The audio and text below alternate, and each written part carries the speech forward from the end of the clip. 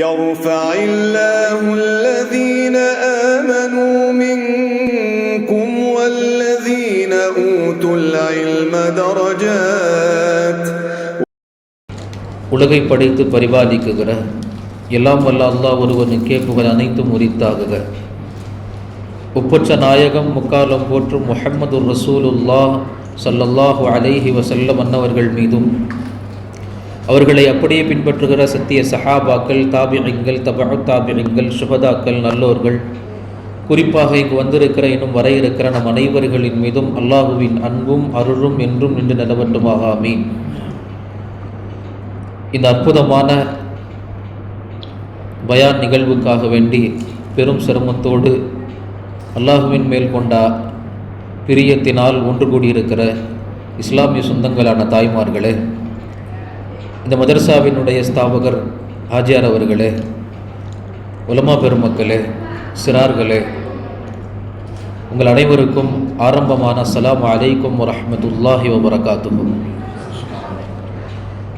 அன்புக்கினிய இஸ்லாமிய தாய்மார்களே, அல்லாஹினுடைய அற்புதமான ஏற்பாடு ஹஜ்ரத் அவர்கள் முன்னால் குறிப்பிட்டதை போல் இது போன்ற அமர்வுகள் நம்முடைய வாழ்க்கையில் கிடைக்கப் பெறுதல். காரணம், நாம் வாழ்கிற காலம் இருக்கிறதே, இது ஆக சவாலான காலம். இந்த இஸ்லாமிய சமூகத்திற்கு மிக பெரும் கேடு விளைவிக்கும் சமூகமாக பல்வேறு சமூகங்கள் இஸ்லாத்தை நோக்கி இன்றைக்கு படையெடுத்திருக்கிறது. உலகத்தினுடைய நிலைகள் நம் எல்லோருக்கும் தெரிந்திருக்கும். ஆக சவாலான நிலையாக இன்றைய உலகம் மாறிப்போய் நிற்கிறது. குறிப்பாக இஸ்லாமிய சமூகத்திற்கு ஒரு புறம் பார்த்தால் போர், சுமார் தொடர்ந்து ஓராண்டுகளுக்கு மேலாக தொடர்ந்து நடக்கிறது பலஸ்தீனுடைய போர். அது பலஸ்தீன் ஆரம்பித்து லெபனான் வரைக்கும் விரிந்து இன்றைக்கு சிரியா வரைக்குமாக, இன்னும் பெருமானாரினுடைய ஹதீஸ் படி அந்த போர் இன்னும் விரியும், இன்னும் மேம்படும் என்பது பெருமானார் உதிர்த்த ஹதீஸுகள். அப்படி போர் ஒரு புறம். அதில் கவனிக்க வேண்டிய விஷயம் என்ன தெரியுமா அன்பான தாய்மார்களே? அல்லாஹ் உலகத்தினுடைய படைப்புகளில் எல்லோருக்குமாக ஒரு சிறப்பம்சம் வைத்திருப்பான், ஈரமான உள்ளம். அது பெண்களுக்கு அதிகம். நீங்க எல்லாரும் வலைதளங்கள்ல ஒரு வீடியோ பார்த்திருந்திருக்கலாம் அல்லது கேள்விப்பட்டிருந்திருக்கலாம். பலஸ்தீன் போரில் காசா பகுதியில் தற்போதைய நிலை என்று நிறைய வீடியோக்கள். அதில் சமீப ஒரு வாரத்திற்கு முன்னால் வந்தது. அங்கெல்லாம் 2 நாளைக்கு ஒரு வேளை தான் சாப்பாடு. நம்ம பயான் முடிச்சோம்னா போவோம், சாப்பிடுவோம், தூங்கிடுவோம். ஆனால் இன்றைய காசா பகுதி எப்படி என்றால், நம்ம நல்ல கூர்ந்து கவனிக்கணும். அல்லாஹ் எப்படி நம்முடைய கண்ணுக்கு முன்னால் நிலைகள் வைத்திருக்கிறான் என்பதாக. 2 நாளைக்கு ஒரு வேளை சாப்பாடு. அதுல ஒரு வீடியோ ஒன்று வருகிறது. பார்க்கிற உள்ளங்களை பதற வைத்து கண்களை கலங்க வைக்கிற, ரொம்ப ஆழ சிந்திக்க வேண்டிய வீடியோ அது. 6 வயசுக்குள்ள ஒரு பொம்பளை புள்ள, 6 வயசுக்குள்ள 2 நாளைக்கு ஒரு வேளை கிடைக்கிற உணவுக்காக பெரும் கூட்டம் நிற்கிறது. அதுல அந்த பிள்ளையும் வரிசையில நிக்குது. கிடைக்கிற பாத்திரத்தை கையில் எடுத்துக்கிட்டு, அன்னைக்கு ஒரு நாளைக்கு ஒரு வேளை சாப்பாடு கிடைக்குமா அப்படின்னு வரிசையில நிக்குது. கிடைக்கிற உணவு என்னவோ வெறும் ஒரு துண்டு பிரெட், ஒரே ஒரு துண்டு பிரெட், ஒரு பீஸ். இதை வாங்குறதுக்காக வேண்டி நிறைய போராட்டங்கள். அங்க குழந்தைகளை பெற்ற தாய் தந்தையர்கள் இருப்பவர்களுக்கு அந்த பெற்றோர்கள் வாங்கி தந்துருவாங்க. தன் தாய் தந்தையே இல்லாமல் அனாதையாக நிற்கிற குழந்தைகள் நல்லா யோசிச்சு பாருங்க. அதே மாதிரி ஒரு குழந்தை கிடைக்கிற தட்டை கையில ஏந்திக்கிட்டு அந்த பெரும் கூட்டத்துக்குள்ள போராடி உள்ள போய் ஒருவேளை ஒரு வாய் சாப்பாடாவது கிடைக்கணும்னு உள்ள போற குழந்தை ஒரு வழியா சாப்பாட்டினுடைய ஒரே ஒரு துண்டு பிரெட்டை வாங்கிட்டு வெளியே வருது. வந்தால் அந்த கூட்ட நெரிசலின் காரணமாக தன் தலையில் அடிபட்டு ரத்தம் சொட்டுது. அந்த சொட்டு ரத்தம் வாங்கின ஒரு பிரெட்டினுடைய ஒரு பகுதியை நினைச்சிருக்குது. அந்த குழந்தை வெளியே வந்து என்ன தெரியுமா செய்யுது? அந்த பிரெட்டினுடைய தன்னுடைய ரத்தம் பட்ட ஒரு பகுதியை பிச்சு தூரமா போட்டுட்டு அதிலிருந்து கால்வாசி பிச்சு தான் சாப்பிட்டுட்டு ஒரு கூடை, ஒரு குடிசை ஒன்று இருக்கிறது, அது கிட்ட வந்தா தன்னுடைய சகோதரன், சின்ன பையன், அவனுக்கு எண்ணி பார்த்தா ஒரு 4 வயசு இருக்கலாம். மனக்கண்ணில் கொஞ்சம் கற்பனை செஞ்சு பாருங்க. தான் காவாசி சாப்பிட்டுட்டு ஏனைய காவாசி பிரெட்டை தன்னுடைய சகோதரனை மடியில் வச்சு ஊட்டி விடுறான். இது 2 நாளைக்கு ஒரு வேளை ஒரு வாய் சாப்பாடு. இன்றைக்கு இதுதான் உலகத்தினுடைய போர் சூழல். ஆனா நாம எவ்வளவு நிம்மதியா இருக்கிறோம் யோசிங்க. இது ஒரு புறம். இன்னொரு புறம் உலகம் எப்படி மாறி இருச்சுன்னா, இன்றைக்கு அறிவியல் விஞ்ஞானிகள் நீங்க சர்ச் பண்ணி பார்த்தா ஆர்டிக் ஐஸ்லாண்ட் டுடே அப்படின்னு சர்ச் பண்ணி பாருங்க. தற்போதைய காலத்தில் அறிவியல் விஞ்ஞானிகள் எல்லாம் ஒரு பக்கம் புலம்ப ஆரம்பிக்கிறாங்க. என்ன புலம்புகிறார்கள் தெரியுமா? உலகம் சற்று சிந்திக்கணும், உலகம் சற்று யோசிக்கணும். மிகப்பெரிய பேண்டமிக்கை நோக்கி உலகம் நகருகிறது. சுருக்கமாக ஐஸ் ஃப்ரீ டே 2027 உலகம் சந்திக்க போகிறது. ஐஸ் ஃப்ரீ டேனா என்ன அர்த்தம்? உலகத்தில் ஐஸ் இல்லாத ஒரு நாளாக 2027 அடைகிற போது முழு உலகம் ஐஸ் என்ற பனி கட்டிகளை இழந்து நிற்கும். இதுல என்ன பாதிப்பு அப்படின்னா, ஆர்டிக் பகுதி நம்ம எல்லாருக்கும் தெரியும். ஆர்டிக் ஐஸ்லாண்ட் முழுக்க ஐஸால் நிரம்பியது. அல்லாஹ்வுடைய படைப்பு கொஞ்சம் யோசிச்சு பாருங்க. இன்றைக்கு இதைத்தான் மிகப்பெரிய விஞ்ஞானிகள் எல்லாம் ஆக உளமாற சிந்திக்க வேண்டிய விஷயம் என்று பேசுகிறார்கள். என்ன தெரியுமா? இன்றைக்கு அந்த ஐஸ் எல்லாம் உருகிட்டு வருது. 100%த்தில் 90 உருகி வெறும் 10% மட்டும் தான் பாக்கி இருக்குது. இதுல என்ன ஆகும்டா, வர்ற சம்மர் சீசன்ல அல்லாஹ்வுடைய ஏற்பாடு எப்படின்னா, சம்மர்ல மட்டும் ஆர்டிக்ல சூரியன் 24 மணி நேரம் உதயமா இருக்கும், மறையாது. அந்த சூரிய கதிர்கள் படுவதால் அந்த ஐஸ் கட்டி உருகுகிற போது அதில் நிறைய லாபமான, அதில் உருகுகிற போது அந்த ஐஸ் கட்டியிலிருந்து வெளியாகுகிற கேஸால் உலகத்துக்கு நிறைய பலன்கள் இருக்குது. இன்னைக்கு அதெல்லாம் இல்லாமல் போய்கொண்டு வருகிறது. உலகம் இன்றைக்கு அதை ஆபத்தான மிக பெரும் பாதையில் போய்கொண்டிருக்கிறது. எல்லா நாட்டு அதிபர்களும் கண்டிப்பா உட்கார்ந்து பேச வேண்டிய ஆக முக்கியமான விஷயம் என்று பேசுகிறார்கள். எந்த அளவுக்குன்னா, நீங்க கொரோனாவை எந்த அளவுக்கு பயந்தீங்களோ அதை விட பன்மடங்கு இதை நீங்க யோசிக்கணும். கொரோனா என்பது வைரஸ், அதற்கு ஒரு மருந்து கண்டுபிடித்து விட்டால் அதை சரி செஞ்சிடலாம். ஆனா இது இயற்கை, இதோடு போராட வேண்டும். எல்லா மக்களுக்குமான ஆக முக்கியம் கிளைமேட்டிக் எமர்ஜென்சி என்று எல்லாருக்கும் பதிவு செய்யுங்க. எல்லா நாட்டினுடைய தலைவர்களும் உட்கார்ந்து பேசுங்க. உலகம் அழிவை நோக்கி நகர்கிறது என்கிறார்கள். அப்படி ஒரு வேலை இருக்கிற 10% உருகிடுச்சுன்னா என்னவாகும்? நிறைய காரணங்கள் பேசுறாங்க. புரியும்படி 2 விஷயம். ஒண்ணு, உலகத்தில் இருக்கக்கூடிய கடல் மட்டம் எண்ணி பார்க்க முடியாத அளவுக்கு அதிகமாகும். இதனால் சுமார் 13க்கும் மேற்பட்ட நகரங்கள் தற்போதைக்கு இழுவையில் இருக்கிறது. இந்த நகரங்கள் எல்லாம் அந்த கடல் மட்டத்தினுடைய ஐஸ் கட்டி உருகுவதால், அது அதிகமாகுவதால் மூழ்கடிக்கப்படும். அதுல சென்னையும் ஒண்ணு. இன்றைக்கு உலகத்துடைய விஞ்ஞானிகள் பேசுகிறார்கள். 2வது என்ன தெரியுமா? அந்த ஐஸ் கட்டியில வெயில் படுவதால் ஐஸ் உருகுகிற போது ஒரு கேஸ் ஒன்று ஃபார்ம் ஆகும். அந்த கேஸ் என்ன ஆகும்னு சொன்னா, சூரியனுக்கும் உலகத்திற்கும் நடுவிலாக சூரிய கதிரை உலகத்தில டைரக்டா பட விடாம, பூமியை டைரக்டா அடைய விடாம ஒரு கவசமாக செயல்படும். அந்த கதிர்கள் இல்லாவிட்டால், சூரிய கதிர்கள் டைரக்டா அந்த கேஸ் இல்லாம பூமியை தொட்டா விவசாயிகளுக்கு பெரும் பாதிப்பு, விளைநிலங்களே இல்லாமல் போகும். 60 வயதிற்கு மேல் வாழ்பவர்களால் சூரிய கதிர்களில் தாக்கப்பட்டு மிக சீக்கிரமாக உயிரிழக்கக்கூடிய நிறைய உபாதைகள் என்று நிறைய எழுதுகிறார்கள். இப்படி ஒரு கூட்டம். சுருக்கமாக பஞ்சம் ஏற்படும், உலகத்துல பஞ்சம் ஏற்படும். இது எல்லாத்தையும் கடந்து 3வது, நாம் வாழ்கிற வசிக்கிற இந்தியா.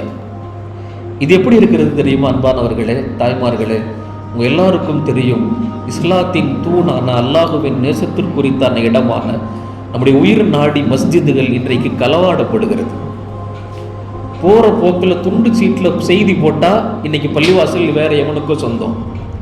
எத்தனை பேர் எத்தனை பள்ளிவாசல்கள் இன்றைக்கு இழுவையில் தூக்கிட்டு வந்துடுறாங்க. உடனே நாங்கள் ஆராய்ச்சி செய்கிறோம்னு. அன்பான தாய்மார்களே, அநீதம். நீங்க கொஞ்சம் யோசிச்சு பாருங்க. இன்னைக்கு இந்த பள்ளிகள் சம்பந்தமாக நம் சமூகம் எந்த அளவுக்கு கவனம் செலுத்தி இருக்குது. அன்பான தாய்மார்களே, நான் உங்கள்கிட்ட எல்லாருக்கும் ஒரு கேள்வி கேட்கிறேன். நம்மளுடைய வாழ்க்கையில நம்முடைய அத்தாவுக்காக எத்தனையோ விஷயங்களை இழந்திருப்போம், செஞ்சிருப்போம். நம்முடைய கணவனுக்காக எத்தனையோ விஷயங்கள் செஞ்சிருப்போம். நம்முடைய குழந்தைகளுக்காக எத்தனையோ விஷயங்கள் அர்ப்பணிச்சிருப்போம். இவைகள் எல்லாவற்றையும் கடந்து அல்லாஹ் என்று ஒருவன் இருக்கிறான். அவனுக்கு என்ன பிடிக்கும் தெரியுமா? என் கணவனுக்கு இது பிடிக்கும், என் பிள்ளைக்கு அது பிடிக்கும், என் அத்தாக்கு இது பிடிக்கும். எனவே நமக்கு பிடித்த விஷயங்களை கூட நம்ம தள்ளி வச்சிருந்திருப்போம். அன்பான தாய்மார்களே, நம்ம எல்லாத்தையும் படைச்ச ரப்புக்கு என்ன பிடிக்கும் தெரியுமா? அல்லாஹ் சொல்லுவான், பெருமானார் ஸல்லல்லாஹு அலைஹி வஸல்லம் ஹதீஸில் விவரிப்பார்கள், அஹப்புல் பிலாதி இலல்லாஹி மசாஜிதுஹா. அல்லாஹுக்கு இந்த பூமியிலேயே பிடிச்சது அவனுக்கான உள்ள பள்ளிவாசல்கள். அல்லாஹுக்கு பிடித்த பள்ளிவாசல்கள் இன்னைக்கு இல்லாம போயிட்டு இருக்கு. நம்ம எத்தனை தாய்மார்கள் தொழுகையில கையேந்தி, அல்லாஹ் உன் பள்ளி கைமாற போகிறது, உன் பள்ளி விஷயங்களில் நிறைய சோதனைகள் நடக்கிறது, அல்லாஹ் நீ பாதுகாத்துன்னு எத்தனை பேர் மனமுருகி அல்லாஹ்வுக்காக துவா செஞ்சிருந்தோம், அல்லாஹ்விட்ட துவா செஞ்சிருப்போம். அன்பான தாய்மார்களே, நான் சொல்ல வருவது, நாம் விழிப்புணர்வு கொள்ள வேண்டிய காலம் இது. கொஞ்சம் விழிச்சி எழ வேண்டிய காலம் இது. அதுவும் குறிப்பாக இத்தனை பிரச்சனைகளும் ஒரே ஒரு சமூகமான இஸ்லாமியர்களை நோக்கி என்றால் ஒரே ஒரு காரணம், பெருமானார் ஸல்லல்லாஹு அலைஹி வஸல்லம் சொன்னது, உலகம் அதனுடைய கடைசி வயதை, அதனுடைய கடைசி பகுதியை அடைந்து கொண்டிருக்கிறது, மிக சீக்கிரத்தில் அழிவை சந்திக்கும். இந்த மாதிரியான இக்கட்டான சூழல், எந்த பக்கம் பார்த்தாலும் முஸ்லிம்களுக்கு சிரமம். என்ன செய்யறது? அன்பான தாய்மார்களே, உலமாக்கள் முதற்கொண்டு பெருமானாருடைய ஹதீஸினுடைய ஒளி, குர்ஆனுடைய தஃப்சீர்களின் ஒளியில் பார்க்கிற போது ஒரு சமூகம் தளறுகிற போது அந்த சமூகத்திற்கான மறுமலர்ச்சி யார் தெரியுமா? தாய்மார்கள், பெண்கள். இதை வழிநடுக இஸ்லாமிய வரலாற்றில் நீங்க எங்க புரட்டினாலும் பார்க்கலாம். பெருமானார் ஸல்லல்லாஹு அலைஹி வஸல்லம் முதல்ல ஜிப்ரீலை சந்திச்சு வஹியை வாங்கிட்டு வருகிற போது முதல்ல அவங்க இது சம்பந்தமான விஷயங்களை பகிர்ந்தது தம் மனைவி ஹதீஜாட்ட ரலியல்லாஹு அன்ஹா. பகிர்ந்தது ஹஜ்ரத் ஹதீஜாட்ட. முதல்ல பெருமானாருக்கு அடுத்தபடியாக இஸ்லாத்தை இந்த மண்ணில் சுமந்தது ஹஜ்ரத் ஹதீஜா ரலியல்லாஹு அன்ஹா. அவர்கள் சொல்கிறார்கள், நீங்க சொல்றதுதான் உண்மை, இதுதான் நாயகத்திற்கு ஒரு வலுவை தந்தது, இதுதான் நாயகத்தினுடைய தீனில், அவர்களுடைய தாவத் பணியில், குர்ஆனை எத்தி வைப்பதில் ஆக பெரும் துணையாக இருந்த ஹஜ்ரத் ஹதீஜா அல்லாஹ் தயாராக்கினார் ஒரு பெண் சமூகத்தை. இன்னும் கடந்து யோசிச்சு வாங்க, ஹஜ்ரத் சுமையா ரலியல்லாஹு அன்ஹா முதல் ஷஹீத் ஒரு பெண்மணி, இந்த மார்க்கத்திற்காக தன் உயிரை திறந்த முதல் ஷஹீத் யார் தெரியுமா? ஹஜ்ரத் சுமையா ரலியல்லாஹு அன்ஹா. எத்தனை வரலாறுகள். கொஞ்சம் முன்னாடி, அவ்வளவு தூரத்திலிருந்து கொஞ்சம் நகர்ந்து வாங்க, போன வருஷம் நம்ம எல்லோருக்கும் உலகத்திற்கு பரிச்சயமான ஒரு பெயர் முஸ்கன். வெறி பிடித்த ஓநாய்களுக்கு முன்னால் அல்லாஹ் அக்பர் என்று சொன்ன ஒரே பெண்ணின் தைரியம் இந்தியாவை கடந்து உலக நாடையே திரும்பி பார்க்க வைத்தது. இதுதான் ஒரு பெண்ணுக்கான புரட்சி. அதுவரைக்கும் வீட்டில் தாப்பால் போட்டுக்கிட்டு இருந்த ஆண்கள் எல்லாம் முஸ்கனுடைய அல்லாஹ் அக்பருக்கு பின்னால் பெரும்படையாக வெளியே வந்தார்கள். அரசாங்கம் அல்ல, நாடுகள் அல்ல, அதிபர்கள் அல்ல, பெரும் படைகள் அந்த ஒரே ஒரு பெண்ணின் அல்லாஹ் அக்பரை திரும்பி பார்க்க வைத்ததென்றால் ஒரு பெண்ணுக்கான அல்லாஹ் கொடுத்திருக்கிற ஆளுமை. அவள் எழுந்தால் உலகத்தை மாற்றலாம், அவள் எழுந்தால் அடுத்த தலைமுறையை மாற்றலாம். எனவேதான் இப்படிப்பட்ட கஷ்டமான காலங்களில் அல்லாஹ் சொல்கிறான், பெண்களே நீங்க என்கிட்ட வாங்க, உங்களால் பெரும் விஷயங்கள் சாதிக்க முடியும். ஒரு ஆணால் மிஞ்சி போனா என்னங்க செய்ய முடியும்? இதை செய்யன்னு சொல்லத்தான் முடியும். ஒரு அஜரத்தால மிஞ்சி போனா சும்மால பேச முடியும். இதை செய்யுங்கள். ஆனால் நடைமுறைப்படுத்துகிற ஆற்றல் வீட்டில் இருக்கக்கூடிய ரப்புல் பைத் என்ற அரபியில் சொல்லப்படும் வீட்டின் எஜமானிகள் என்று பெயர் யாருக்கு தெரியுமா? பெண்களுக்கு. அவங்களால தான் நடைமுறைப்படுத்த முடியும், அவர்களால தான் எல்லா விஷயத்தையும் சாத்தியப்படுத்த முடியும். அன்பான தாய்மார்களே, யோசிங்க, நம்முடைய வாழ்க்கையை முன்மாதிரியான வாழ்க்கையா வாழணும்.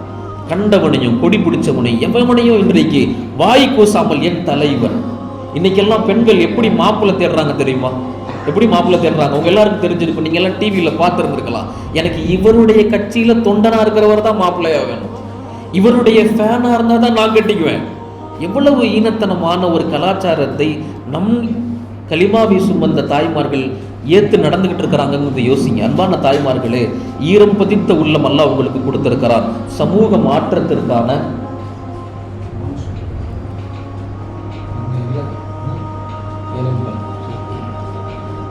மாற்றத்திற்கான மறுமலர்ச்சிக்கான ஆக முக்கியமான காரணி நீங்கள் தான். அன்பான தாய்மார்களே, நாம யார் மாதிரி வாழணும், அதை பொறுத்து தான் சமூக மாற்றம் ஏற்படும். நாம் யாரை போன்று உருவாக வேண்டும், நாம் யாரை போன்று நம்முடைய வாழ்க்கையை அமைச்சு கொள்ளணும். இதை நான் சொல்லல, யார் மாதிரி வாழணும் தெரியுமா? நபி ஸல்லல்லாஹு அலைஹி வஸல்லம் சொல்கிற ஹதீஸ் புகாரியில வருகிறது. பெருமானார் தொடருவார்கள், கைருன் நிசாஇ ஃபித் துன்யா வல் ஆখিরা. மறுமையிலேயும் உலகத்திலேயும் சிறந்த பெண்கள் யார் தெரியுமா? 4 பேர்.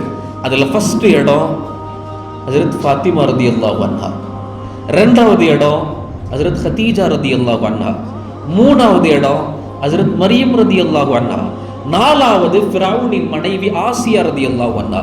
இவர்கள் தான் உலகத்தில் படைக்கப்பட்ட பெண் சமூகத்திலேயே ஆக சிறந்தவர்கள். அதுல ஃபர்ஸ்ட் கேட்டகரி, அதுதான் இன்றைக்கான தலைப்பும் கூட, அன்னை ஃபாத்திமா. இவங்கள மாதிரி வாழ்வியல் உதாரணம் யாருமே இல்லை. ஏன் தெரியுமா? இந்த உலகத்திற்கான ஆக பெரும் அருட்படை பெருமானார் ஸல்லல்லாஹு அலைஹி வஸல்லம் அவர்களுடைய நேரடி கண்காணிப்பில் நிழலோடு நிழலாய் உடலோடு உடலாய் கண்ணுக்கு எதிராக பார்த்து வளர்க்கப்பட்ட ஹஜ்ரத் ஃபாத்திமா அந்த வளர்ப்பினால் கிடைத்த மிக பெரும் பட்டம் தான் சொர்க்கத்தின் தலைவி. சொர்க்கத்தின் தலைவி. அன்பான தாய்மார்களே, நாமும் சொர்க்கத்தின் தலைவியாக மாற வேண்டும் என்றால் நமக்கான நேரடி ஒரே ஒரு முன்னுதாரணம் ஹஜ்ரத் ஃபாத்திமா ரலியல்லாஹு அன்ஹா. நிறைய பேரை பத்தி பேச தேவையில்லை, ஒரே ஒரு தலைவி, அவர்கள் தான் நமக்கான தலைவி, நமக்கான வழிகாட்டி அன்னை ஃபாத்திமா. வளர்ப்பு எப்படி தெரியுமா? பெருமானாருடைய வளர்ப்பு. பெருமானாருடைய வளர்ப்பு ஒரு கட்டத்துல நபி ஸல்லல்லாஹு அலைஹி வஸல்லமுக்கு 35 வயசு. ஃபாத்திமா ரலியல்லாஹு அன்ஹா பிறக்குறாங்க 35 வயசுல. 40வது வயசுல நபித்துவம். பெருமானார் சொல்லுவாங்க, என்னுடைய எல்லா களத்திலும் அல்லாஹ் எனக்கு கொடுத்த ஆகப்பெரும் ஆறுதல் என்னுடைய மனைவி ஹதீஜாவும் என்னுடைய மகள் ஃபாத்திமாவும். எங்க போனாலும் என் கூட நிற்பாங்க ஃபாத்திமா. இதே போலதான் முஹாஜிரின்கள், அதாவது நபி ஸல்லல்லாஹு அலைஹி வஸல்லம் அவர்களை குறைஷிகள் கேவலப்படுத்தணும் உண்டு. நபி ஸல்லல்லாஹு அலைஹி வஸல்லம் தொழுகிற போது சஜிதாவினுடைய சமயத்தில் ஒட்டக குடல 4 பேர் கொண்டு வந்து மேல போட்டாங்க. 4 பேர். பெருமானார் மூச்சு திணற தவிக்கிற அந்த சூழ்நிலை இதை பார்த்துக்கிட்டு இருந்த ஹஜ்ரத் ஃபாத்திமா ரலியல்லாஹு அன்ஹா கூடவே எல்லா தருணத்திலும் கூடவே மிக விரைவாக ஓடி வந்து அந்த பிள்ளைக்கு 40 வயசு மீறி போன 5ல இருந்து 6 வயசு அன்னை ஃபாத்திமாவுக்கு அந்த குடலை பிடிச்சி இழுக்கிறாங்க. எவ்வளவு தெம்பு இருக்கும், எவ்வளவு தெம்பு இருக்கும். ஆனால் தன் தந்தைக்கு ஏற்பட்ட ஆகப்பெரும் ஆபத்தை கலையணும்னு. அன்பான தாய்மார்கள், இதுல விளங்க வேண்டிய விஷயம் என்ன தெரியுமா? முஃபஸ்ஸிரீன்கள் இந்த சம்பவத்துக்கு கீழே அழகான ஒரு செய்தி சொல்லுவாங்க. 1000 தான் ஆம்பளை பிள்ளையாவே இருந்தாலும், வீட்டுக்கான வாரிசாவே இருந்தாலும், தகப்பனின் மீது பெண் பிள்ளைக்கு இருக்கிற அளவுக்கான அன்பு வேற யாருக்குமே இருக்காது. வேற யாருக்குமே இருக்காது. 5 வயசுக்குள்ள மேல நின்று அந்த குடலை தள்ளுகிறார்கள், முடியல. பெருமானார் பார்த்துக்கிட்டே இருக்கிறாங்க. ஒரு அளவுக்கான பெருமானாருடைய அசைவுக்கு பின்னால் அந்த குடல் நகருகிறது. நகருகிற போது ஃபாத்திமாவை பார்க்கிறார்கள். லேசா துணி விலகி கழுத்தின் ஒரு பகுதி தெரிகிறது. நபி ஸல்லல்லாஹு அலைஹி வஸல்லம் உடனே சொன்னார்கள், அஃபி உனகி யா ஃபாத்திமா, ஃபாத்திமாவை சுத்தி காஃபிர்கள் நிற்கிறார்கள், கழுத்து தெரியுது பாருங்க, மறைங்க. எத்தனை வயசுல? எத்தனை வயசுல? 5 வயசுல. அதிகபட்சம் 6 வயசுல. அன்புக்கினிய தாய்மார்களை யோசிச்சு பாருங்க. இது பெருமானாருடைய வளர்ப்பு. இந்த வளர்ப்பு தான் நாளை பின்னால் அல்லாஹுவால் சொல்லப்பட்டது சொர்க்கத்தின் தலைவி ஃபாத்திமா என்று ரலியல்லாஹு அன்ஹா. அன்புக்கினிய தாய்மார்களை யோசியுங்கள். கழுத்த மறைங்கன்றால் அவ்வளவு இக்கட்டான சூழ்நிலையிலே ஒரு தந்தை தம் மகளுக்கு செய்கிற உபதேசம் பாருங்கள். இந்த வளர்ப்புல வளர்க்கப்பட்ட அன்னை ஃபாத்திமா ரலியல்லாஹு அன்ஹா எத்துணை சிரமங்கள் தெரியுமா, எத்துணை கஷ்டங்கள் தெரியுமா. அவங்க வாழ்க்கையில எல்லா தருணங்களிலும் பெருமானாரோடு ஒன்றாக இருந்தாங்க. எனவே நபி ஸல்லல்லாஹு அலைஹி வஸல்லம் அவங்கனால நிக்காவுக்கு பின்னாடி ஃபாத்திமா ரலியல்லாஹு அன்ஹாவை பிரியவே முடியல. ஒரு கட்டத்தில் ரிவாயத் வரும், நபி ஸல்லல்லாஹு அலைஹி வஸல்லம் அவங்களுக்கு கல்யாணம் முடிச்சதுக்கு பின்னாடி, ஃபாத்திமாவுக்கு கல்யாணம் முடிச்சதுக்கு பின்னாடி வீடு தூரமாயிடும். அலி ரலியல்லாஹு அன்ஹுவுடைய வீட்டில் இருக்கணும். நபி ஸல்லல்லாஹு அலைஹி வஸல்லம் ஆக வாட்டமா இருப்பாங்க. இதை பார்த்துக்கிட்டு இருந்த சஹாபாக்கள் எல்லாம் பெருமானாருடைய வாட்டத்திற்கு காரணம் அன்னை ஃபாத்திமா தூரமானது. ஏன்னா சின்ன வயசுல இருந்து ஹஜ்ரத் கதீஜாவுக்கு பின்னால் எல்லா தருணத்திலும் தன்னுடன் இருந்தது ஃபாத்திமா ரலியல்லாஹு அன்ஹா. அவங்க இல்லாம நாயகத்தினால் இருக்க முடியல. முகம் வாடி போயிட்டாங்க. சஹாபாக்கள்னால தாங்க முடியல. என்ன செஞ்சாங்க தெரியுமா? எல்லாரும் சேர்ந்து ஆலோசனை செஞ்சு பெருமானாருக்கு பக்கத்து வீடு, மஸ்ஜித் நபவிக்கு 2 வீடு தள்ளி, இந்த வீடு ஒரு சஹாபியினுடைய வீடு, அவர்கிட்ட எல்லாரும் பேசி அவர் டைரக்டா பெருமானார்கிட்ட வந்து சொன்னார், யா ரசூலல்லாஹ், அந்த வீட்டை நான் ஃபாத்திமாவுக்காக விடுறேன், ஃபாத்திமா எங்க இருக்கிறாங்களோ அந்த வீட்டுக்கு நான் போயிடுறேன், உங்க மகன் உங்க கிட்டையே இருக்கட்டும், நீங்க சந்தோஷமா இருக்கணும், எங்களுடைய ஆசைன்றாங்க. அதுக்கு பின்னாடி தான் பெருமானார் ஸல்லல்லாஹு அலைஹி வஸல்லம் இயல்பு நிலைக்கு திரும்பினார்கள். நீங்க பாருங்க, ஒரு ஆணுடைய சாதிப்பிற்கு பின்னால், அவனுடைய ஸ்திரத்தன்மைக்கு பின்னால் ஒரு பெண்ணுடைய மனைவியாக, மகளாக, தாயாக எவ்வளவு பெரிய துணை இருக்குது பாருங்க. எனவேதான் நாங்கள் சொல்கிறோம், சமூகத்திற்கான மறுமலர்ச்சி அல்லாஹ் அப்படிப்பட்ட அபார ஆற்றலை பலகீனம் என்று சொல்லக்கூடிய இந்த உடலுக்கு அல்லாஹ் கொடுத்திருக்கிறான். தாய்மார்களே, அது உங்களுக்கு அற்புதமான ஆற்றல். அது ஃபாத்திமா ரலியல்லாஹு அன்ஹாவுடைய நிக்கா ரொம்ப சுவாரஸ்யமான நிக்கா. இது கண்டிப்பா இன்னைக்கு பேசப்படணும். நிக்கா எப்படி பெருமானார் செஞ்சாங்கன்னு. பத்ர் போருக்கு பின்னாடி ஹஜ்ரத் அலி ரலியல்லாஹு அன்ஹுவுக்கு ஃபாத்திமா ரலியல்லாஹு அன்ஹாவை நிக்கா செய்யணும் மனசோரத்துல ஒரு ஆசை. ஆனா பெருமானார்கிட்ட வந்து சொல்லல. நபி ஸல்லல்லாஹு அலைஹி வஸல்லமுக்கு அலிக்கு விருப்பம் இருக்கிறது என்று தெரியும். இந்த நேரத்துல நிறைய பேர் ஃபாத்திமா ரலியல்லாஹு அன்ஹாவை பெண் கேட்கிறாங்க. நபி ஸல்லல்லாஹு அலைஹி வஸல்லம் முடிச்சு கொடுக்கல. அலி ரலியல்லாஹு அன்ஹுக்கு இந்த தகவல் வருகிறது, ஃபாத்திமாவை நிறைய பேர் பெண் கேட்குறாங்க, நீங்கள் உடனே போய் நீங்கள் கேட்டுருங்க, யாருக்காவது முடிச்சு கொடுத்துட்டாங்கன்னா சிரமம். அலி ரலியல்லாஹு அன்ஹு நேராக நபி ஸல்லல்லாஹு அலைஹி வஸல்லம் வந்தாங்க. வந்து யா ரசூலல்லாஹ் அப்படின்னு கூப்பிட்டாங்க. அலி ரலியல்லாஹுடைய முகத்தை பார்த்த உடனே நபி ஸல்லல்லாஹு அலைஹி வஸல்லம் புரிஞ்சுக்கிட்டு கேட்டாங்க, என்ன விஷயமா வந்திருக்கிறீங்க? அலி ரலியல்லாஹு சொல்லல, தயங்கி அப்படியே நிற்கிறாங்க. பெருமானார்ட்ட எப்படி உங்களுடைய பெண் கேட்பது? தயங்கி நின்றாங்க. நபி ஸல்லல்லாஹு அலைஹி வஸல்லம் புரிஞ்சுக்கிட்டாங்க, நிக்கா விஷயமா வந்திருக்கிறீங்களா? ஆமா யா ரசூலல்லாஹ். சொல்லிட்டு உடனே அலி ரலியல்லாஹு அன்ஹு சொன்னாங்க, ஆனால் கொடுப்பதற்கு மகர் என்கிட்ட எதுவுமே இல்லை, கொடுக்கறதுக்கு என்கிட்ட காசு பணம் எதுவுமே இல்லை, நான் வசிக்கிற ஒரே ஒரு வீடு மட்டும்தான் இருக்குது, வேற எதுவுமே என்கிட்ட இல்லை. பெருமானார் கேட்டாங்க, பத்ர் போர் முடிஞ்சதுக்கு பின்னாடி உங்களுக்கு உருக்கு சட்டை கொடுத்தேன், ஞாபகம் இருக்குதா? ஆமா யா ரசூலல்லாஹ். அந்த உருக்கு சட்டையை கொண்டுட்டு என் கூட வாங்க. மாமனார் மருமகனை கூட்டிட்டு போறாரு. பின்னாடி பேக்ரவுண்ட் எதுவுமே இல்லை, ஒரே ஒரு அடையாளம் மட்டும்தான். என்ன தெரியுமா? கல்வியின் தலைவாசல், அல்லாஹுக்கு உகந்தவர் அலி. இந்த ஒரே ஒரு கேட்டகரி தான் அலி ரலியல்லாஹு அன்ஹு. வேற எதையுமே பார்க்கல. அவருடைய பொண்ணு என்ன, பொருள் என்ன, வியாபாரத்தனம் என்ன, எதையுமே பார்க்கல. அல்லாஹுக்கு அவரை பிடிக்கும், அவ்வளவுதான். நேர கூட்டிட்டு கடை வீதிக்கு போனாங்க. அந்த கொடுத்த உருக்கு கவசத்தை வித்தாங்க. வித்துட்டு வந்த காசுல நபி ஸல்லல்லாஹு அலைஹி வஸல்லம் சொன்னாங்க, இந்த காசை ரெண்டா பிரிங்க, ஒன்னு மகருக்கு, இன்னொன்னு வீட்டுக்கு தேவையான பொருள் வாங்க. ஏனென்றால் வீட்டுல படுக்க உபயோகப்படுத்த எந்த பொருளுமே கிடையாது. கூட்டிட்டு போய் பெருமானார் சொல்றாங்க, என்னென்ன வாங்கணும்? 4 சாமான்கள் வாங்கப்பட்டது. அலி ரலியல்லாஹு அன்ஹு தன்னுடைய மனைவி ஃபாத்திமா வீட்டுக்கு வர்றதுக்கு முன்னாடி தன் மனைவியை வரவேற்பதற்காக வேண்டி வீட்டை தயார் செய்யறாங்க. இது சுன்னத். 4 பொருட்கள் வாங்கினாங்க. பெருமானார் சொன்னாங்க, என்னென்ன வாங்கணும்னு லிஸ்ட் போட்டது நபி ஸல்லல்லாஹு அலைஹி வஸல்லம். 4 பொருள். முதலாவது என்ன தெரியுமா? ஒரு தோல் விரிப்பு. கணவன் மனைவி 2 பேரும் படுத்து தூங்குறதுக்கு தோலால் நெய்யப்பட்ட ஒரு விரிப்பு வாங்கினாங்க. 2வது என்ன தெரியுமா? பேரித்த ஓலைகளால் நிரப்பப்பட்ட தலையணை. பேரித்த ஓலைகளால் நிரப்பப்பட்ட தலையணை வாங்கினாங்க. 3வது தோல் பை, தண்ணீர் சுமக்குகிற தோல் பை. அன்னைக்கெல்லாம் தண்ணி எடுக்கணும்னா கிணத்துல போய் தண்ணி குடிக்கிறதுக்காக எடுத்துட்டு வரணும், வீட்டில் இருக்காது. அப்படி தண்ணீர் குடிப்பதற்காக ஒரு தோல் பை. 4வது பெருமானார் வாங்க சொன்னது என்ன தெரியுமா? திருகை, மாவரைப்பதற்காக வேண்டி ஒரு திருகை. இந்த 4 சாமான்கள் வாங்க சொன்னாங்க. வாங்கி நிக்கா முடிந்தது. அன்புக்கினிய தாய்மார்களே, அற்புதமான வாழ்க்கை அது, அற்புதமான வாழ்க்கை. இப்போ வரைக்குமே கூட, இனி உலகத்தினுடைய கடைசி வரைக்கும் கூட எல்லா நிக்காக்கள்லையும் ஓதப்படுற துவா அலி ஃபாத்திமா இல்லாமல் ஓதப்படாது. அல்லாஹ் அப்படிப்பட்ட வாழ்க்கை எங்களுக்கும் கொடுன்னு சொல்லி அவ்வளவு பெரிய அற்புதமான வாழ்க்கை. பெருமானார் துவா செஞ்சாங்க, அல்லாஹ் என்னுடைய மகளினுடைய விஷயத்தில் நீ பரக்கத் செய், அலி ஃபாத்திமாவினுடைய விஷயத்தில் நீ பரக்கத் செய், அல்லாஹ் பாரிக் லஹுமா, அல்லாஹ் அவங்க 2 பேருக்கும் நிரப்பமான பரக்கத் செய்வான். எல்லா தருணத்திலையும் ஃபாத்திமா ரலியல்லாஹு அன்ஹா அவன் பார்க்கிற போது இந்த மாதிரி தான். அன்புக்கினிய தாய்மார்களை யோசிங்க, இதுதான் ஃபாத்திமா ரலியல்லாஹு அன்ஹாவுடைய வாழ்க்கை. எனவேதான் அவர்கள் சொர்க்கத்தின் தலைவி. இப்படி நிறைய நிகழ்வுகள் சொல்லலாம், நிறைய நிகழ்வுகள். உங்க எல்லாருக்கும் தெரிஞ்சிருக்கும் ஃபாத்திமா தஸ்பீஹ். நிக்காவுக்கு பின்னாடி ஃபாத்திமா ரலியல்லாஹு அன்ஹாவுடைய வாழ்க்கை எப்படி தெரியுமா? வீட்டு வேலை செஞ்சு தன்னுடைய ஆடைகள் எப்பயுமே அழுக்காத்தான் இருக்கும். ஏன்னா பாலைவனம், எப்பயுமே வீட்டில் புழுதி படிஞ்சிருக்கும். ஃபாத்திமா ரலியல்லாஹு அன்ஹா யார் தெரியுமா? சுத்தத்திற்கு பேர் போனவர்கள். என் தந்தை முஹம்மது ரசூலுல்லாஹ் ஸல்லல்லாஹு அலைஹி வஸல்லம் வீட்டுக்கு வரணும், அவங்க வர்ற சமயத்தில் வீடு குப்பையா இருந்துடக்கூடாது, தூசியா இருந்துடக்கூடாது.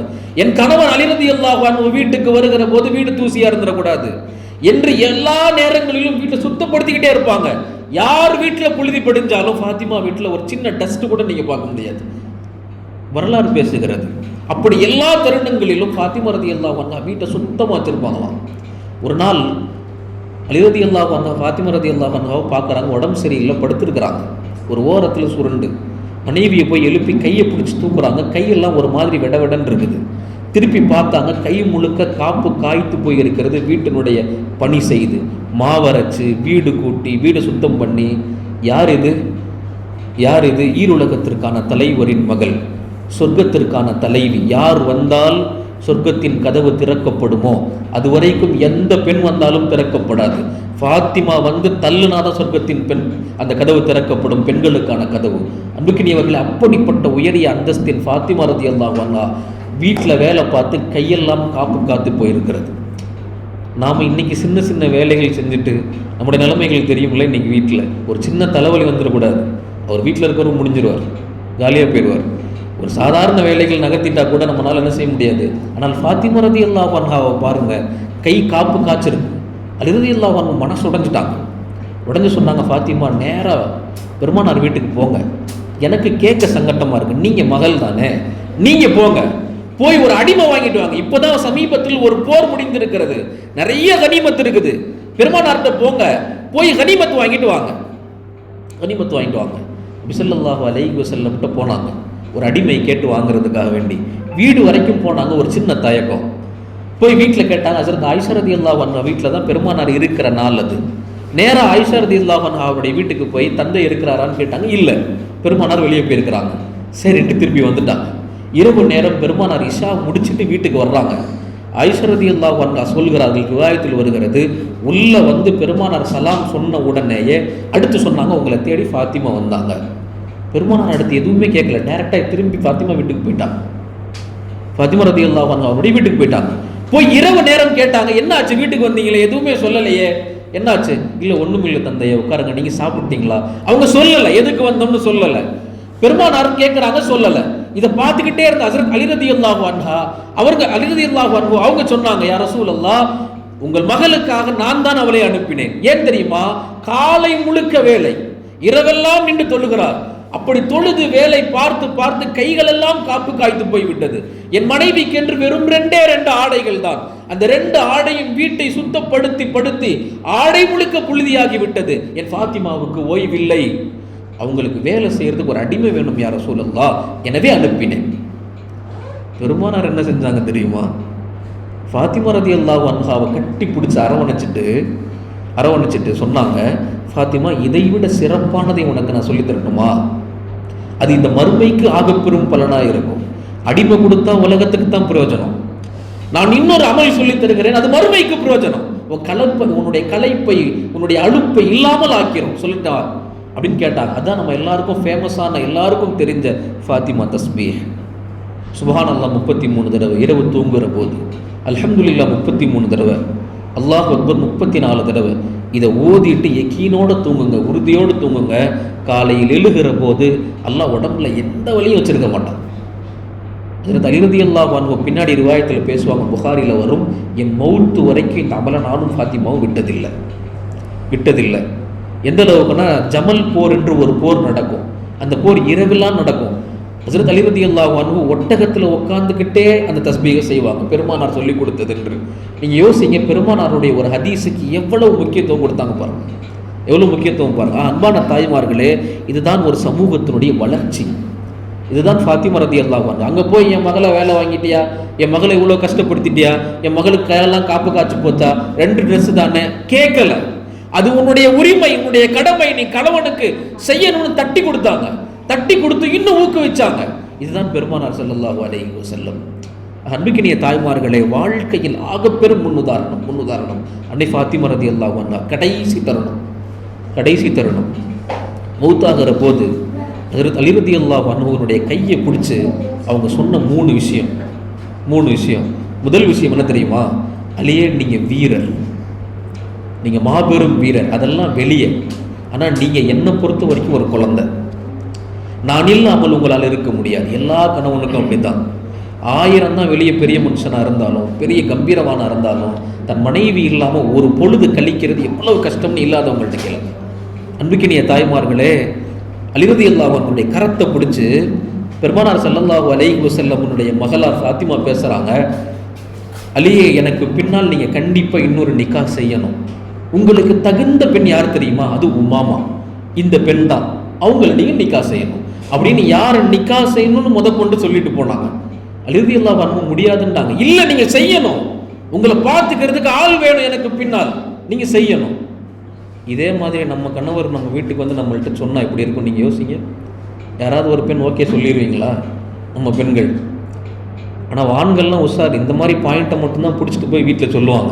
இந்த மாதிரி ஹஸரத் சொன்னார், இந்த மாதிரி அலி ரலியல்லாஹு அன்ஹு ஃபாத்திமா ரலியல்லாஹு அன்ஹு இந்த மாதிரி சொன்னாங்களாம், நீயும் செஞ்சால் தான் பெரிய சொர்க்கம் கிடைக்குங்களாம். ஆனால் நம்முடைய தாய்மார்கள் யார் தெரியுமா? இன்னும் ஒரு படி மேலே அவங்க அதிபுத்திசாலிகள். இதே மாதிரி தான் ஒருத்தர் என்ன பண்ணியிருக்காரு, தன்னுடைய மனைவி ரொம்ப உடம்பு சரியில்லாமல் படுத்த படுக்கையில் இருந்திருக்கிறாங்க. அவர்கிட்ட போய் சும்மா இல்லாமல் இந்த ஆள் இந்த சம்பவத்தை சொல்ல. அந்த அம்மா பிடிச்சிருச்சு. சரி, நமக்கு பின்னாடி இன்னொருத்தரை எதிர்பார்க்குறாரு, நம்மளும் கடைசி நிலைமையில் இருக்கிறோம், வேறு வழி இல்லை. அந்த மனைவி சொல்லிச்சு, சரி உங்கள் விருப்பம் போல் நீங்கள் என்ன செஞ்சுக்கோங்க, நிக்கா செஞ்சுக்கங்கன்றுச்சு. ஆனால் ஒரே ஒரு நிபந்தனை, என் கபூரில் அடக்கினதுக்கு பின்னாடி துவாவெல்லாம் ஓதி மேலே தண்ணி தெளிப்பாங்கல்ல, அந்த தண்ணியினுடைய ஈரம் காய அட்லீஸ்ட் ஒரு நாளாவது ஆகும். அந்த ஈரம் காஞ்சதுக்கு பின்னாடி நீக்கா செஞ்சுக்கங்க. இவரும் அல்ஹம்துலில்லாஹ்னு ஒத்துக்கிட்டாரு. எல்லாம் முடிஞ்சிருச்சு, துவாலாம் நடந்துருச்சு, அடக்கம் பண்ணியாச்சு, தண்ணியும் தெளிச்சாச்சு. மறுநாள் காலையில் ஃபஜ்ர் தொழுதுட்டு பொண்டாட்டிகளுக்கு அப்புறம் பார்க்கலான்னு போறாரு. பார்த்தா கபூர் ஈரமாக இருக்குது. இவருக்கு ஆச்சரியம், என்னடா எல்லா கபூரும் ஒரு நாளில் ஈரம் போயிடும், இதில் இன்னும் ஈரமாகவே இருக்குது. வந்துட்டார். ஒரு வாரம் ஆச்சு, ஈரம் இருக்குது. ஒரு மாசம் ஆச்சு, ஈரம் இருக்குது. இவரும் பார்த்துக்கிட்டே இருக்காரு. இரவு வேலையை முடிச்சுட்டுலாம் வருவாரு, கபர் ஈரமாகவே இருக்குது. என்னடான்னு பார்த்துக்கிட்டே இருந்தவர் ரொம்ப யோசித்து ஒரு நாள் கபிரிஸ்தான்லேயே தூங்கிட்டார். காலையில் ஃபஜ்ருக்கு எந்திரிக்கிறாரு. அவர் பையன் பக்கெட்டில் தண்ணி பிடிச்சிட்டு ஓடி வர்றான். அத்தா வழி விடுங்க. என்னடா பண்ணுற? ஃபஜ்ர் நேரத்தில் பக்கெட்டில் தண்ணியோட. அம்மா மௌத்தா போகிறதுக்கு முன்னாடி எனக்கு ஒரு வசியத் செஞ்சாங்க. நான் மௌத்துக்கு பின்னாடி டெய்லி காலையில் ஃபஜ்ருடைய நேரத்தில் என் கபூரில் நீ வந்து தண்ணி தொளிக்கணும். இது என்ன அர்த்தம் தெரியுமா? அந்த ஆள் எனக்கு பின்னாடி வேற எவனையும் தொடக்கூடாது. எவ்வளவு பெரிய யோசனை பாருங்க. ரெண்டு பக்கமே ஆடிக்கூடாது. இதுதான் பெண்களுடைய சாமர்த்தியம் என்பது. நான் சொல்லி கொண்டு வந்தது ஹஜ்ரத் அலி ரலியல்லாஹு அன்ஹு அவங்கள கரத்தை பிடிச்சி ஹஜ்ரத் ஃபாத்திமா சொன்ன முதல் விஷயம், எனக்கு பின்னாடி நீங்க இவங்களை நிக்கா செய்யுங்க. ரெண்டாவது என்ன தெரியுமா? என்னுடைய உடல் ஆக பரிசுத்தமானது. என் கணவனை தவிர நானும் வேற யாரையும் பார்த்ததில்லை, என்னையும் வேற யாரும் பார்த்ததில்லை. என்னை யார் குளிப்பாட்டணும் தெரியுமா? அஸ்மா பின்த் கைஸ் ரலியல்லாஹு அன்ஹா. இந்த பெண் தான் என்னை குளிப்பாட்டணும், வேற யாரும் என்னை குளிப்பாட்டக்கூடாது. மூன்றாவது என்ன தெரியுமா? என்னுடைய ஆக பெரும் ஆசை, நான் மரணிச்சதுக்கு பின்னாடி நான் மௌத்தான செய்தி மதீனால யாருக்கும் தெரியக்கூடாது. என் ஜனாசா கொண்டு போய் அடக்குனதுக்கு பின்னாடி தான் எல்லாத்துக்கும் தெரியணும் ஃபாத்திமா ரலியல்லாஹு அன்ஹா மௌத்துன்னு சொல்லி. என்னுடைய ஜனாசா எப்படி வெளியே கொண்டு போகணும் தெரியுமா? முதல்ல இன்னைக்கு நம்ம ஜனாசா கொண்டு போற அமைப்பை உலகத்திற்கு அறிமுகப்படுத்தியது யார் தெரியுமா? அன்னை ஃபாத்திமா ரலியல்லாஹு அன்ஹா. வாழ்நாள் முழுக்க எந்த அந்நிய ஆணின் பார்வை கூட படாத நான் மரணித்த பின்னாலும் கூட என் கஃபனை கூட யாரும் பார்த்துடக்கூடாது. எப்படி தெரியுமா? என்னை கட்டிலில் வச்சு கட்டிலுடைய 4 முனைகளிலும் குச்சி ஊண்டி அதுக்கு மேல பெரிய துணியை போட்டு அந்த கட்டிலோட கொண்டு போய் என்னை வச்சு உள்ள இறங்கி என்னுடைய மகன்கள் கொண்டு வந்து உள்ள வச்சு அடக்கம் பண்ணணும். இதுக்கு பின்னாடி தான் ஃபாத்திமா உலகத்தை விட்டு பிரிஞ்சாங்கிற செய்தி போகணும். எவ்வளவு பெரிய பேணுதல் பாருங்க அன்பான தாய்மார்களே. அந்த சின்ன வயசுல இதனுடைய தொடக்கம் என்ன தெரியுமா? 5 வயசுல பெருமானார் ஆரம்பிச்சது. கழுத்த மரன்னு சொன்னது தன் மௌத்துக்கு பின்னாடி கூட தன் கஃபனை கூட வேற யாரும் பார்த்துடக்கூடாது. இதை விட மிகப்பெரும் முன்னுதாரணம் யாராக இருக்க முடியும்? அன்பான தாய்மார்களே, நீங்க எல்லாரும் மனசுல கை வச்சு சொல்லுங்க, நம்ம யாருக்காக அதிகமாக அலங்கரிக்கிறோம்? யாருக்காக நம்ம அதிகமான முறையில் அலங்கரித்துக் கொள்கிறோம்? வெளியே போகிற போதா, வீட்டில் இருக்கிற போதா? வெளியே போகணும்னா போதும், மேக்கப்புக்கு மட்டும் 1 மணி நேரம். நிறைய பெண்கள், நான் உங்களை சொல்லலை, வெளியே நிறைய பெண்கள் இருக்கலாம். இன்றைக்கெல்லாம் புர்கா என்பது ஒரு பெண்ணுடைய அழகை மறைக்க, அவளுடைய அழகை, அவளுடைய தோற்றத்தை மறைக்க. ஆனா இன்னைக்கு புர்காக்கள்ல ஃபேன்சி புர்கா, எத்தனை தெருவுகள், எத்தனை கடை, அந்த மாதிரி கடை தான் ஓடுது. புர்காக்கள் என்பது அழகை மறைக்கவே தவிர இன்னும் மெருகூட்டி காட்ட அல்ல. அன்பான தாய்மார்களை யோசியுங்கள். இப்படிப்பட்ட பரம்பரையில் வந்த நாம் இன்றைக்கு நம்முடைய நிலைகள் எப்படி இருக்கிறது யோசிச்சு பாருங்க. அன்பான தாய்மார்கள், நான் நிறைவுக்கு வருகிறேன். இந்த ஃபாத்திமா ரலியல்லாஹு அன்ஹா நான் சொல்லி கொண்டு வந்தது சமூகத்திற்கான மறுமலர்ச்சி பெண்கள் கையில் தான், அவர்களுடைய விழிப்புணர்வில் தான், அவர்களுடைய ஈமானில் தான். இந்த சொர்க்கத்தின் தலைவி வளர்த்த பெண் மகன்கள் யார் தெரியுமா? ஹசன் ஹுசைன். அவங்க யார் தெரியுமா? சையதா ஷபாபி அஹ்லில் ஜன்னா. எல்லா வாலிபர்களுக்குமான சொர்க்கத்திற்கான தலைவர்கள் ஃபாத்திமா ரலியல்லாஹு அன்ஹாவுடைய மகன். எப்படி வளர்த்தாங்க நபி ஸல்லல்லாஹு அலைஹி வஸல்லம் ஃபாத்திமா சொர்க்கத்தின் தலைவி. அந்த சாப்டர் கொஞ்சம் கூட பெசராம தன்னுடைய மகன்களை ஃபாத்திமா ரலியல்லாஹு அன்ஹா வளர்த்தார்கள். சொர்க்கத்திற்கான தலைவர்கள், வாலிபர்களுக்கான தலைவர்கள். இப்படி அவருடைய வாழ்க்கை முடிந்தது. அன்பான தாய்மார்களை, நிறைவுக்கு வருகிறேன். எல்லோரும் அல்லாஹ்வின் பால் மீளுங்கள், அல்லாஹ்வின் பக்கம் மீளுங்கள். அல்லாஹ்ங்கிற ஒருத்தன் கிடைச்சிட்டான்னா என்ன கிடைக்கும் தெரியுமா? உலகத்துல எல்லாமே கிடைக்கும். அவனுடைய சுவையை, அவனுடைய தொடர்பை, அது சார்ந்த விஷயத்தை கல்வி உணர்ந்துச்சுன்னா அல்லாஹ் அக்பர், அதை விட பெரிய இன்பம் வேறு எதுவுமே இல்லை. ஹதீஸே குதுசி ஒன்று பெருமானார் ஸல்லல்லாஹு அலைஹி வஸல்லம் பேசுவார்கள். அற்புதமான ஹதீஸ். அல்லாஹ் தொடர்வான அந்த ஹதீஸே குதுசி, மன் ஆதாலி வலியன் ஃபகத் ஆதன்துஹு பிஹர்பின். இப்படி தான் அந்த ஹதீஸே ஆரம்பமாகும். என்ன பொருள் தெரியுமா? மன் ஆதாலி வலியன், யார் என்னுடைய அடியானை தொந்தரவு செய்வானோ, என்னுடைய அடியானை நோவினைப்படுத்துவானோ, என் அடியானை சீண்டுவானோ, ஆதன்துஹு பில் ஹர்ப், அவனிடத்தில் நான் போர் தொடுக்கிறேன் என்று அல்லாஹ் பேசுகிறார். என் அடியான கை வச்சா அவனை நான் போர் தொடுக்கிறேன் அவனுக்கு எதிராக. பத்ர்ல இதுதான் நடந்தது. சஹாபாக்கள் எல்லாம் நிக்கிறாங்க, கையில் அம்பு இருக்குது, கத்தி இருக்குது, உடஞ்ச 4 வாள், அவ்வளவுதான். வேற எதுவுமே பெருசான ஆயுதங்கள் இல்லை. ஆனால் நின்று அவர்கள் ஓங்கினார்கள், வெட்டியதும் அல்லாஹ்வினுடைய மலக்கு படை. இதைதான் சொல்றான், மமா ரமைத்து. இது அல்லாஹ் குர்ஆனில் சொல்லுகிறான், நீங்கள் எரியவில்லை, மாறாக நான் எரிந்தேன். நீங்க கொலை செய்யல, நான் கொலை செஞ்சேன். அன்புக்கினியவர்களை யோசித்து பாருங்கள். இதுதான் அல்லாஹ் தருகிற ஆக உயர்வான அந்தஸ்து. அல்லாஹ்வினுடைய அடியாராக மாறிப்போனால் அல்லாஹ் தருகிற உயர்வு என்ன தெரியுமா? நமக்கு ஒரு பிரச்சனைனா அல்லாஹ் வந்து நிற்பான். அல்லாஹ்வுடைய சுன்னத்து என்ன தெரியுமா? இன்னைக்கு எல்லாரும் நினச்சிக்கிட்டு இருக்கோம், நமக்கு பலம் வேணும், பணம் வேணும், வசதி வேணும். இல்லை, நீங்கள் யோசிச்சு பாருங்களேன். ஹஸரத் மூசா அலைஹிஸ்ஸலாமை அல்லாஹ் ஃபிரௌனுக்கு எதிராக அனுப்புகிறான். அனுப்புகிற போது மூசா அலைஹிஸ்ஸலாமுடைய கையில் கொடுத்தது வெறும் ஒரே ஒரு ஆசா. எதிர்க்க போனது யார் தெரியுமா? ஃபிரௌன்ட்ட இல்லாத படையா, அவன்கிட்ட இல்லாத பலமா, அவனிடத்துல இல்லாத ஆளுமையா? அவ்வளவு பெரிய ஃபிரௌனை எதிர்க்க மூசா போகிறார், கையில வெறும் ஒரே ஒரு குச்சியோட. இது அல்லாஹ்வுடைய சுன்னத். பார்க்க சின்னதா இருக்கும், ஆனால் அல்லாஹ் மீது நம்பிக்கை வைத்தால் அந்த சின்ன குச்சி கூட பெரும் சாதனைகள் செய்யும். அவ்வளவு பெரிய படையால் கடலினுடைய அலைய கூட தடுக்க முடியல. அந்த சின்ன குச்சி அவ்வளவு பெரிய கடலை பிளந்தது என்பது வரலாறு. இதுதான் அல்லாஹ்வினுடைய உதவி. அன்பான தாய்மார்களே, அப்படிப்பட்ட இறைவனின் பால் நாம் இன்திகால், இடம் மாற வேண்டும், உலகத்தை விட்டு, எல்லாவற்றையும் விட்டு. அப்படி போயிட்டோம்னா உங்களுக்கான எல்லா தேவைகளையும் அல்லாஹ் தருவான். அதன் பாக்கியத்தினால் ஆக உயர்ந்த சங்கதியை நீங்கள் உருவாக்க முடியும். எனவேதான் அல்லாஹ் சொல்லுகிறான், மன் ஆதாலி வலியன் பக்கது ஆதன்துஹு பிஹர்பின். நான் போர் தொடுக்கிறேன்னு சொல்றான். சரி, எப்படி இந்த உயர்ந்த அந்தஸ்தை எப்படி அடைஞ்சு கொள்றது? அல்லாஹ்வுக்கு இவ்வளவு நெருக்கமா எப்படி ஆகிறது? எனக்கு ஒரு பிரச்சனைனா என் ரப்பு களத்துக்கு வருவான். இந்த உயர்வை எப்படி நம்ம அடையிறது? அல்லாஹ் அந்த ஹதீஸ்ல தொடர்றான். எப்படி அடையணும் தெரியுமா? அல்லாஹ் சொல்லுகிறான், மா தகர்ரப இலா அப்தி பிஷைஇன் அஹப்பு இலைய மிம்மஃப்தரல்துஹு அலைஹி. நான் விரும்பி அவனுக்கு ஃபர்தாக்கிய அந்த ஃபர்தான இபாதத்துகளை அவன் செய்தாலே இந்த அந்தஸ்தை நான் கொடுத்துருவேன். நீங்க நினைச்சுக்கிட்டு இருக்கிற ஃபஜ்ர், துஹர், அஸ்ர், மக்ரிப், இஷா, இந்த தொழுகைகளை சரியாக தொழுதால் நான் விரும்பி அவனுக்கு கடமையாக்கியது இந்த ஃபர்துகள் எல்லாம். இதை செஞ்சாலே சரி வர அவனுக்கு நான் உயரிய அந்தஸ்தை தருவேன். இந்த ஃபர்ல தொடர்படியா செஞ்சுக்கிட்டே வந்து அந்த ஃபர்ல் என்ன செய்யும்? அவனுக்கு இபாதத்தினுடைய சுவையை அவனுக்குள்ள ஊட்டி இன்னும் அதிகப்படுத்தணும். இன்னும் தொழுகணும். நான் வெறும் ஃபர்ல் தொழுகிறேன், இனிமேல் நான் முன் சுன்னத் தொழுகணும். நான் வெறும் ஃபர்ல் தொழுகிறேன், நான் இனிமேல் பின் சுன்னத் தொழுகணும். நான் வித்ர் வாஜிப் தொழுகணும். அந்த தொழுகை சுவையை கொடுத்து கொடுத்து அவன் எப்படி ஆடுவானா? அல்லாஹ் பேசுகிறான், வமா யஸாலு அப்தி யதகர்ரபு இலைய நவாஃபில்.